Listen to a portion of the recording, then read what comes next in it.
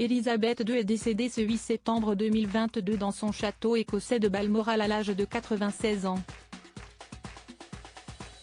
La disparition de Sa Majesté plonge le monde dans un deuil historique, à l'image des membres de sa famille royale. En première ligne, son fils aîné, Charles. Héritier du trône, il est désormais appelé Charles III, devenant roi à l'âge de 73 ans. S'il s'est rapidement exprimé publiquement sur la disparition de sa mère, évoquant un moment de grande tristesse, ce vendredi 9 septembre, le père de William et Harry est apparu pour la première fois. Des images de lui, dignes mais touchées, ont été dévoilées. Le roi Charles III doit s'adresser ce vendredi aux Britanniques et répondre, dans l'un des premiers actes publics de son règne, à l'immense émotion suscitée par la mort de sa mère la reine Élisabeth II au-delà des frontières de son royaume, comme le rapporte l'AFP.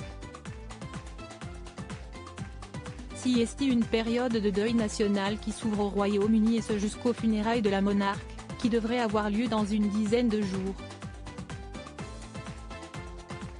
Grand nombre d'événements et manifestations sportives et culturelles ont dû être annulés. Des grandes enseignes ont décidé de fermer leurs portes. Des portraits d'Élisabeth II surplombent la ville de Londres. Son épouse Camilla elle aussi ébranlée, après la nuit à Balmoral à 73 ans, le nouveau roi Charles III succède à Élisabeth II mais avec une popularité bien moins grande, et hérite d'un royaume frappé par une crise économique majeure. Une fois rentré à Londres avec son épouse Camilla désormais reine consort, le nouveau roi, dont les premières images, émues et quittant Balmoral pour rejoindre Londres ont été dévoilées, s'adressera pour la première fois aux Britanniques à la télévision, dans un message enregistré et diffusé dans la soirée. Il sera proclamé roi demain, samedi 10 septembre, à 10 h, heure locale, soit 11 h en France, au palais de St James.